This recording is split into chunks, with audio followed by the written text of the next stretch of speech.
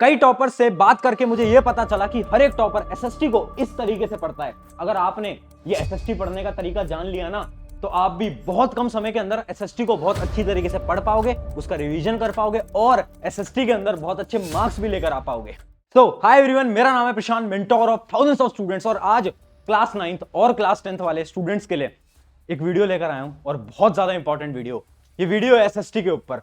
मुझे पता है यार, एसएसटी में तुम्हारे पास बहुत सारी प्रॉब्लम्स आ रही हैं। वो सारी प्रॉब्लम्स ना आज मैं लिख कर लेकर आया हूं। बहुत सारे स्टूडेंट से मैंने बात करी, तुम्हारी प्रॉब्लम्स नोट करी, उसके बाद मैंने बहुत सारे टॉपर्स से बात करी, पिछले साल के ऐसे 15 टॉपर्स जो कि एसएसटी के अंदर या तो फुल नंबर लेके आए या फिर एक नंबर उनका कटा था। उन सबसे मैंने बात करी और उसके बाद मुझे पता चला इन सारी प्रॉब्लम्स का सोल्यूशन क्या है। सबसे पहले प्रॉब्लम देखते हैं और मुझे बताना क्या ये प्रॉब्लम तुम्हारे साथ भी होती है। सबसे पहली प्रॉब्लम है कि एसएसटी के अंदर भैया डेट्स याद नहीं होती। दूसरी प्रॉब्लम है लॉन्ग आंसर याद नहीं होते, है ना। डेट्स याद नहीं हो रही हिस्ट्री के अंदर, और अपने लॉन्ग आंसर्स जो होते हैं ज्योग्राफी हिस्ट्री के किसी के भी याद नहीं होते। उसके अलावा ज्योग्राफी के मैप्स याद नहीं होते, है ना। मैप्स में बड़ी प्रॉब्लम है। मिनरल वाले जो चैप्टर्स हैं वो समझ नहीं आते। उसके अलावा टाइम बहुत कम है और एग्जाम में लिखना भी नहीं आता, है ना। लिख के तो तुम आते हो एग्जाम के अंदर, प्री बोर्ड के अंदर भी तुम लिख के आए थे, बट एसएसटी के अंदर तुम्हारे बहुत सारे मार्क्स कट गए। पता है क्यों? क्योंकि तुम्हें एक्चुअल मेथड नहीं पता पढ़ने का और लिखने का। अब एक एक करके मैंने उन टॉपर से पूछा कि यार ये बताओ, तुमने कैसे पढ़ा, तुमने ज्योग्राफी कैसे पढ़ी, तुमने इको कैसे पढ़ी, तुमने अपनी हिस्ट्री कैसे पढ़ी। तो उन्होंने हर एक सोल्यूशन बताया और वही सोल्यूशन मैं तुम्हारे लिए लेकर आया हूं। बट उससे पहले उन सब ने एक कॉमन चीज बताई। उन्होंने बताया 80-20 रूल।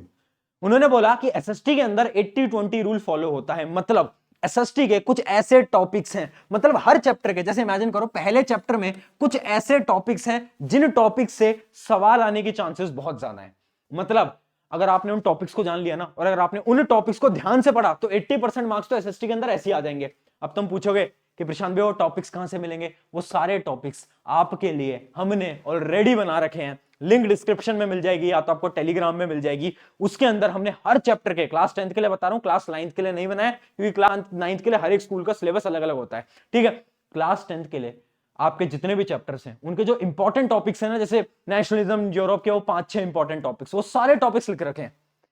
तो 80-20 रूल फॉलो करता है एसएसटी, और आपको उस पीडीएफ को डाउनलोड कर लेना है, क्योंकि वो बहुत ज्यादा इंपॉर्टेंट है आपके लिए। आपको क्या करना है ना, जैसे आप डाउनलोड करोगे और वो सारे टॉपिक्स आप देख लेना, है ना। रिवीजन में भी वो शीट आपकी बहुत ज्यादा मदद करने वाली है। अब बात करते हैं एक एक करके हर एक स्ट्रैटेजी के बारे में। देखो, पहली दिक्कत थी हिस्ट्री की। तो मैंने भी पूछ लिया कि यार हिस्ट्री में बहुत सारी प्रॉब्लम आती है बच्चों को, एक तो याद नहीं कर पाते, ऊपर से ये बताओ कि यार वो जो डेट्स वेट्स होती है उनका क्या करते हैं। तो उन्होंने एक सिंपल सी चीज बताई, ध्यान से देखना, है ना, और ये चीज तुम्हें भी फॉलो करनी है। पहला स्टेप होता है चैप्टर के वन शॉट देखना। उन्होंने बोला अगर एक स्टूडेंट आज के समय पर, जो इसने ज्यादा पढ़ाई नहीं करी है, जिसने अच्छी खासी पढ़ाई करी है, उसके लिए नहीं बोल रहा हूं, क्योंकि वो तो अच्छी तरीके से रिवीजन कर पाएगा क्योंकि उसके पास तो टाइम है। बट अगर तुमने अच्छे से पढ़ाई नहीं करी है, तुम्हें क्या करना है? सबसे पहले वन शॉट उठाने हैं और वन शॉट पढ़ने हैं। और याद रखना, छोटे वन शॉट उठाना, वो 5-5 घंटे वाले वन शॉट नहीं उठाते, वो नहीं करना, इतना टाइम नहीं बचा। छोटे वन शॉट, 1 से 1.5 घंटे के अंदर तुम्हें चैप्टर पढ़ा रखा है, वो वाले वन शॉट। अब उन वन शॉट के नोट्स नहीं बनाने बेटा, नोट्स बनाने में बहुत समय जाता है। तुम बस सुनते रहो, सुनते रहो, सुनते रहो, सुनते रहो, हिस्ट्री में सारी डाटा को अपने अंदर डालते रहो। अब सेकंड स्टेप है नोट्स। अब तुम्हें चाहिए एक बड़े शानदार नोट्स। तो तुम्हारे लिए हमारी टीम ने एक ऐसे नोट्स बनाए हैं जो कि मैं अब बोल सकता हूं इस समय के सबसे बेहतरीन नोट्स मिल जाएंगे तुम्हें, लिंक डिस्क्रिप्शन में।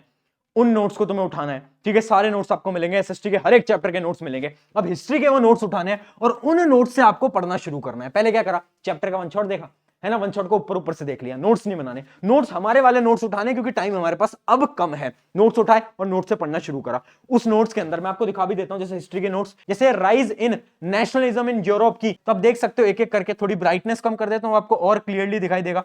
ये देखो, हाँ, अब आपको दिख रहा होगा। एक एक करके हमने सारे इंपॉर्टेंट टॉपिक्स जितने भी हैं वो सबके शॉर्ट नोट्स आपके लिए ऐसे बना बना के डाल दिए हैं। ये भी लिखा है कि कौन सा इंपॉर्टेंट टॉपिक है, ये वाला पोर्शन एग्जाम में पूछा जा सकता है, कौन सी फोटो एग्जाम में पूछी जा सकती है, सारी चीजें।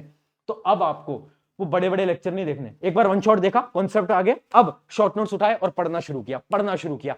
अब तीसरा सवाल आता है हिस्ट्री की डेट्स। तो इसी नोट्स के एंड में, कहीं और नहीं जाना है, हमारे ही नोट्स के एंड में हमने क्या करा है, डेट्स भी डाल दी। आप देख सकते हो, ये देखो इंपॉर्टेंट डेट्स कि 1789 में ये हुआ, 1800 में ये हुआ, 1823 में हुआ, सब कुछ आपको एक एक करके हमने सारी चीजें एक ही नोट्स के अंदर डाल दी हैं। ऐसे हमने सारे नोट्स बना रखे हैं, आप जाकर आराम से देख सकते हो, ठीक है। क्लियर, डिस्क्रिप्शन में लिंक है। आगे देखते हैं। अब ये याद कैसे करना है भैया, हिस्ट्री कैसे याद करनी है? स्टोरी से हमें याद करना पड़ेगा। दूसरा स्टेप है स्टोरी से हमें याद करना पड़ेगा। देखो स्टोरी से मेरे याद करने का क्या मतलब है, बड़े ध्यान से सुनना। हमें ना कुछ कुछ स्टोरीज बनानी पड़ेंगी। जैसे कि अभी मैंने आपको नोट्स बताया, तो हिस्ट्री के क्या होते हैं ना, चैप्टर लिंक्ड होते हैं। जैसे पहला चैप्टर तुम्हारा चल रहा है नेशनलिज्म इन यूरोप, उसके अंदर ना सारे जो टॉपिक्स है ना वो लिंक्ड है। तुम्हें ना स्टोरी बनानी पड़ेगी कि ठीक है यार 1980 में ये हुआ, 1800 में ये हुआ, 70s में ये हुआ, ऐसे स्टोरी। जब तुम स्टोरी बनाओगे ना तो क्या होगा, सारी इंफॉर्मेशन तुम्हारे दिमाग के अंदर जाती रहेगी। हर एक टॉपर ऐसे ही पढ़ता है। अगली चीज देखो, डेट्स की मैंने बता दी है, डेट्स उसी नोट्स के अंदर है, अलग से कोई और पीडीएफ वगैरह नहीं दे रहा, उसी नोट्स में तुम्हें डेट्स मिल जाएंगी। बट कभी कभार क्या होता है, जैसे एग्जाम में हमें याद नहीं आ पाता, बहुत बार होता है ना कि एग्जाम में हमें पहले तो याद था कि डेट थी कुछ 1906, बट हमें याद नहीं आ पा रहा है ना, उस समय पर हमें याद नहीं आ पा रहा। तो देखो उस समय पर पैनिक नहीं करना होता, और गलत डेट तो बिल्कुल नहीं लिख के आनी होती। तुम्हें क्या करना है, एक ट्रिक का यूज लेना है। अब अगर तुम्हें याद नहीं आ रहा ना कि 90s के अंदर कौन सी थी, तो तुम क्या लिखे आओ, तुम लिख के आ जाओ अर्ली 1900, ऐसे कुछ लिखे आओ, है ना, या फिर अर्ली 90s लिखे आओ, ऐसे कुछ लिखे आओ, है ना।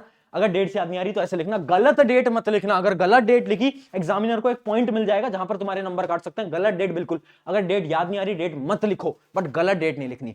ये है हमारी हिस्ट्री की स्ट्रेटेजी। हिस्ट्री के कुछ दो इंपॉर्टेंट पॉइंट्स, सबसे पहले try to write answer in points. ये हिस्ट्री के लिए भी है, जियो के लिए भी, इको के लिए, सबके लिए है, ठीक है।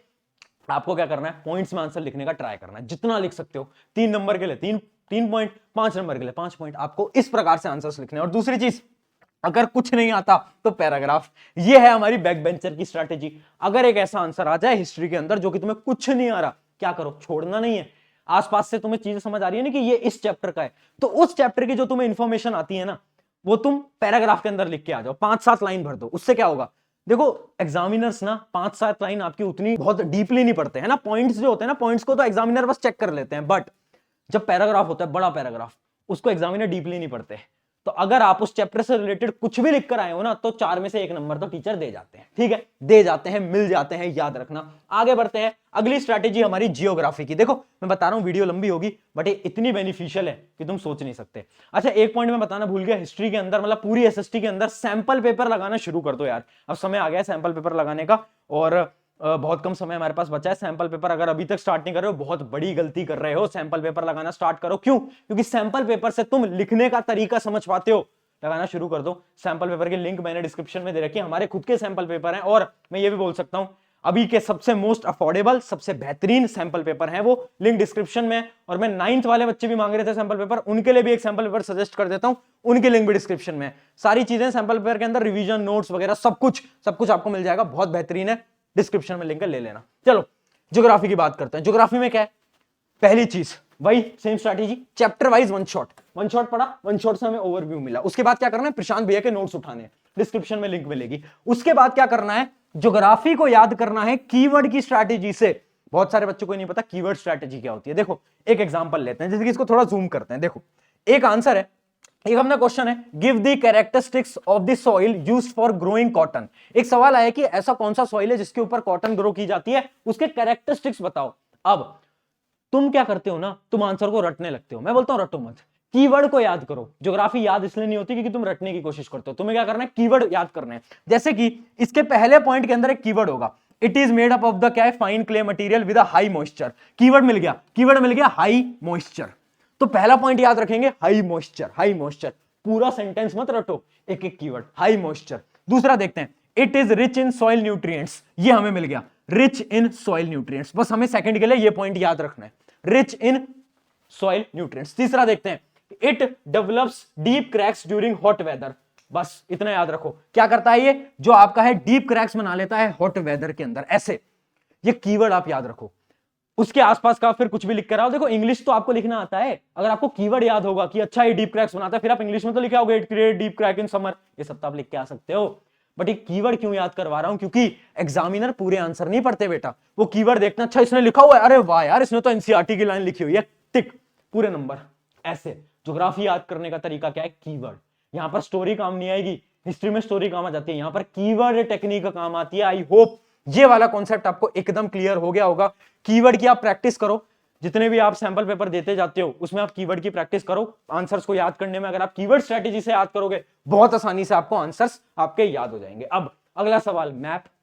मैप का क्या करें भैया, वही तो सबसे बड़ी प्रॉब्लम है, टेंशन मत लो। देखो मैप के लिए ना आप एक वीडियो देखो सबसे पहले, है ना, दिगराज सर की भी एक वीडियो है, मैं डिस्क्रिप्शन में लिंक दे दूंगा, तो आप उनकी जाकर ना एक वीडियो देखना जिनके ऊपर उन्होंने आधे घंटे के अंदर मैप सारे समझा रखे हैं। आप एक बार वीडियो देखोगे तो आपको आइडिया लग जाएगा कि अच्छा ठीक है, ये अपने मैप्स होते हैं सारे सारे। उसके बाद क्या करना है, आपको विजुलाइज करना पड़ेगा। देखो हर एक टॉपर बोलता है मैप्स को याद करने की कोई टेक्निक नहीं है, आपको बार बार मैप्स को देखना पड़ेगा, जो आप देखोगे विजुलाइज होगा। जैसे कि एक एग्जांपल है, ये अपने नोट्स की ही कॉपी है, तो देखो ये एक मैप है। अब इस मैप के अंदर, इंडिया के मैप के अंदर ना कुछ कलर दे रखा है, ये एनसीईआरटी का ही आपका मैप है। अब टॉपर्स ने क्या करा, इन मैप्स को बार बार देखा ना, तो जब एग्जाम में क्वेश्चन आया तो उन्हें ऑलरेडी विजुलाइज हो रखा था कि अच्छा ये वाला पोर्शन ग्रीन कलर में था, सॉइल इसमें इधर था, ये रेड में था, यहां पर सॉइल ये था, ऐसे। तो बच्चों को विजुलाइज हो जाता है। कैसे? बार बार पढ़ने से। अगर बिल्कुल समझ नहीं आता भैया, प्रिंट आउट निकाल लेना मैप्स के और अपने डेस्क के सामने चिपका लेना, क्योंकि मैप्स में गलती नहीं कर सकते। 5 नंबर तुम्हारे हाथ में होने चाहिए, मैप्स के 5 नंबर कोई नहीं कटवाएगा। और ना बहुत आसान मैप आते हैं, तो तुम बहुत आसानी से 1-2 बार प्रैक्टिस करोगे, सीख जाओगे। तो ये क्या थी, ये हमारी थी मैप की स्ट्रैटेजी। ठीक है, मैप की आपको स्ट्रैटेजी बता दी, एक वीडियो देखी, विजुलाइज करा। अब आगे बढ़ते हैं सिविक्स और इकोनॉमिक्स। देखो ये सबसे ज्यादा स्कोरिंग पोर्शन है, तुम्हें भी पता है, मुझे भी पता है। अब इसमें मैं क्या बोल रहा हूं, इसमें स्ट्रैटेजी में थोड़ा सा चेंज है। देखो सिविक्स और इकोनॉमिक्स में अपना समय खराब मत करो बेटा, तुम क्या करो, वन शॉट वीडियो ऑप्शनल रखो।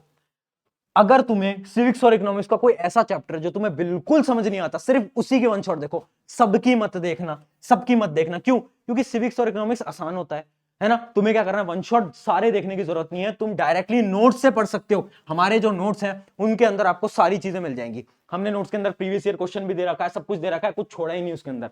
इंपॉर्टेंट पॉइंट्स एग्जाम में आएगा, सब कुछ दे दिया। तो आप डायरेक्टली वहां से पढ़ो, वन शॉट मत देखो। बट कुछ ऐसे चैप्टर हैं जो आपको बिल्कुल समझ नहीं आते, उनके देख लो। और इको के अंदर एक स्पेशली एक चीज याद रखना, एनसीईआरटी क्वेश्चन करते रहना, है ना। इकोनॉमिक्स और सिविक्स दोनों के अंदर एनसीईआरटी सवाल लगाते रहो, क्योंकि एनसीईआरटी के बहुत सारे सवाल हैं, सिविक्स के भी, जो कि आपको डायरेक्टली एग्जाम के अंदर दिखने वाले हैं। अब इसके देखो, जैसे कि मैं आपको नोट्स दिखा देता हूं, ये देखो आपका पॉलिटिकल पार्टी के कुछ नोट्स हैं। तो सारी चीज हमने बहुत अच्छी तरीके से विजुअलाइजेशन की फॉर्म में बना रखी है, क्वेश्चन भी दे रखे हैं। अब डायरेक्टली यहां से पढ़ो। और मैं फिर से बता रहा हूं, ये वाला जो पोर्शन है सिविक्स और इको का, ये सबसे स्कोरिंग पोर्शन होता है। हर एक बच्चा स्कोर करके जाता है, तुम भी कर लोगे। ठीक है, हिस्ट्री समझ गए, ज्योग्राफी समझ गए, मैप वगैरह की प्रॉब्लम खत्म, डेट्स की प्रॉब्लम खत्म, सिविक्स इको की प्रॉब्लम खत्म। अब फाइनल टिप्स। फाइनल टिप्स क्या है? देखो फाइनल टिप्स बहुत आसान है, बहुत प्यारी टिप्स हैं, और ध्यान से सुनना क्योंकि इंपॉर्टेंट भी है। पहली चीज, हिस्ट्री में इमेज बेस्ड क्वेश्चन आएगा, आता है। एमसीक्यू के अंदर इमेज बेस्ड क्वेश्चन दिखने वाला है, प्रैक्टिस करते रहना, प्रैक्टिस करते रहना। ये इमेज बेस्ड क्वेश्चन भी मैंने वैसे नोट्स में डाल दिए हैं। उसके अलावा इकोनॉमिक्स और सिविक्स में केस बेस्ड क्वेश्चन आ सकता है। इकोनॉमिक्स या फिर सिविक्स जो भी है आपका, उसके अंदर आपका केस बेस्ड क्वेश्चन बिल्कुल आ सकता है। तो सिविक्स के लिए तैयार हो जाओ, केस बेस्ड क्वेश्चन आपका इको या फिर सिविक्स के अंदर आपका एक केस बेस्ड क्वेश्चन बिल्कुल आएगा, प्रैक्टिस करते रहना। तीसरी चीज, ज्योग्राफी में मेजर सवाल आते हैं एमसीक्यू या फिर लॉन्ग आंसर। लॉन्ग आंसर तो बहुत दिखेंगे, एमसीक्यू भी बहुत दिखने वाले हैं। ठीक है, तो आपको मैं बता रहा हूं कि हिस्ट्री में क्या पूछा जा रहा है, ज्योग्राफी में क्या पूछा जा रहा है, सिविक्स इको के अंदर क्या पूछा जा रहा है, सारी चीजें आपको बता दी हैं। आई होप सब कुछ आपको समझ आया होगा, क्लियर हुआ होगा। ये थी हमारी एसएसटी की स्ट्रैटेजी। जाते जाते बस एक लाइन बोलूंगा यार, देखो बहुत लोग आपसे अभी बोल रहे होंगे कि इतना कम समय बचा है, तेरे से नहीं हो पाएगा। याद रखना, उन सब रिश्तेदारों को एक डब्बा मिठाई एक्स्ट्रा भिजवाना है जो कि आज तुमसे ये बोल रहे हैं कि तुमसे तो नहीं हो पाएगा, है ना। उन सबको एक डब्बा मिठाई एक्स्ट्रा भिजवाना है तुम्हें, याद रखना इस बात को। ऑन दिस नोट, अगर वीडियो अच्छी लगी है, सारे लिंक्स डिस्क्रिप्शन के अंदर हैं, और अपने एक दोस्त के साथ इस वीडियो को जरूर शेयर कर देना, और उसको भी बता दे कि एसएसटी अभी भी हो सकती है, समय बचा है, पढ़ ले। ठीक है, ऑन दिस नोट, शुक्रिया एवरीवन, टेक केयर। मेरा नाम है प्रशांत।